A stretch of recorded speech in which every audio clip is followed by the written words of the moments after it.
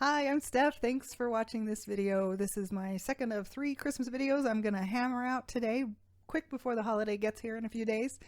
Um, Thanks for your support of my YouTube channel. I am kind of learning how to do this still, and so if you like this video, click like. If you like it enough to subscribe to my channel, I would really appreciate that too. And any comments, of course, comment. I don't have so many followers that I'm overwhelmed with comments. So if you subscribe and then you comment, I will probably reply to you, and I appreciate that. All right, so most of the reviews that I've done on this channel have been pretty positive. They've been for things that I've liked or I've loved. I've only had 1 or 2 book reviews that I was kind of lukewarm or didn't like, but today that's going to have to change. So I'm going to talk about A Christmas Story Christmas, and I really wanted to like this movie. I really did. We watched the original a week or 2 ago, and I feel like that one holds up really, really well. The humor is great, that wistful, small town, Midwestern charm, of kids at Christmas. And it's so well written, and the acting is just spot on. Especially Ralphie's parents. I feel like they just kind of shine in that movie. I especially love how in that first movie we watch Ralphie's mom like navigate his troubles with him, and she has this balance of firmness and patience and a gentle hand, and she manages his dad really well. The dad is a little bit short-tempered, of course, but rarely is his temper like directed at his family, and even then I don't feel like he crosses the line to abuse. When he freaks out about the broken lamp, he doesn't really attack his wife in an abusive way. He does accuse her of using up all the glue on purpose, which is, obviously done for humor, and it's quite funny, and they show her in the background laughing her head off silently. In the end, I think he's shown to be a man of humor who has just great love for his family.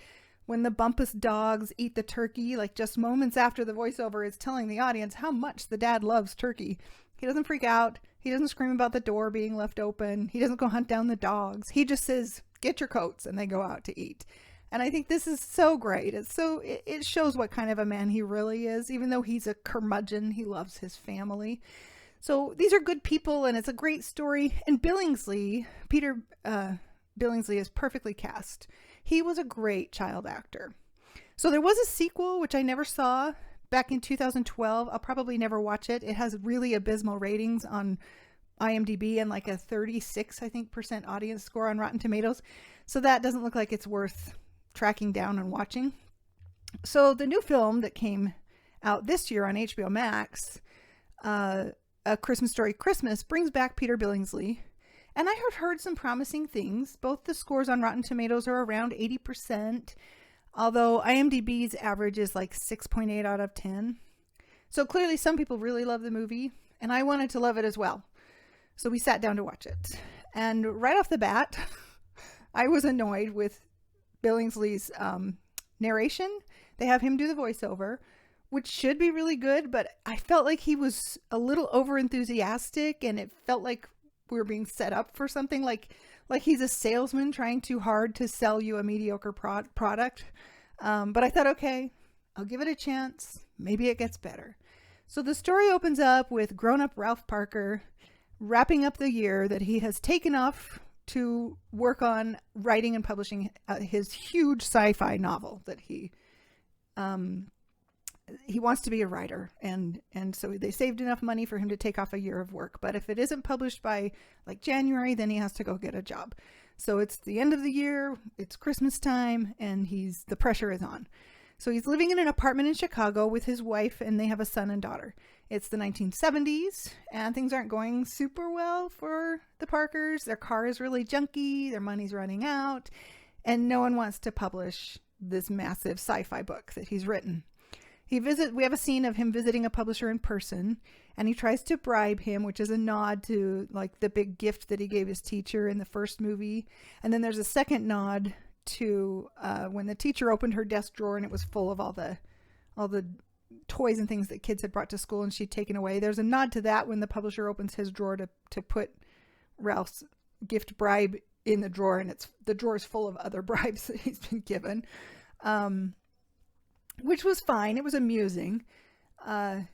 So Ralph sits in the publisher's office and he has this daydream of his great success and winning an award, and it was okay, but I felt like if we're going to just hit all the same beats as the first movie, I'd actually rather watch that, because this movie didn't do it quite as well, in my opinion.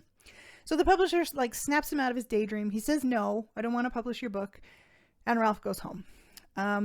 Soon his mother calls on the phone to tell him that his father has passed away. So he and his little family pack up and they drive home to Illinois to be with his mother for Christmas. Usually his parents would come and visit them, but they decided that since his father had just passed away, they would go spend it with her so she could be home. His mother in this film is played by Julie Haggerty, who you might remember from the movie Airplane. She was in lots of other things too, but that's the main thing that I know her from. And while she's okay in the role, she is very different from Melinda Dillon, who played the mom in the first movie. Haggerty's voice especially is really distinctive, which I found sort of distracting. And I feel like her performance is fine, but I just couldn't really buy it. I just didn't believe she was Ralphie's mom. I felt like the chemistry wasn't quite right. Melinda Dillon has apparently retired from acting, so she wasn't going to come back. But I do feel like the filmmakers maybe should have tried to cast someone who was more similar to her. Haggerty's a lot slimmer looking, like her face shape is very different from Dillon's, and like they're completely different women. There's not enough similarity there for me to buy it. Or maybe they didn't need to include the parents at all and it could have just been a Ralphie story. But of course, in order for this movie to exist, he has to go home again because we need to pack it with as much nostalgia and revisit everything from the first movie. And we couldn't do that if Ralphie didn't go home.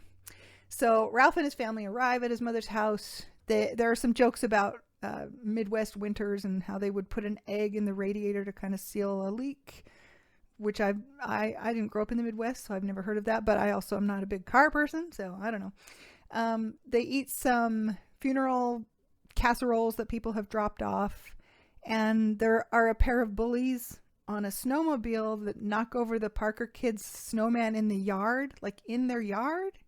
And I just kind of thought, does that kind of thing happen?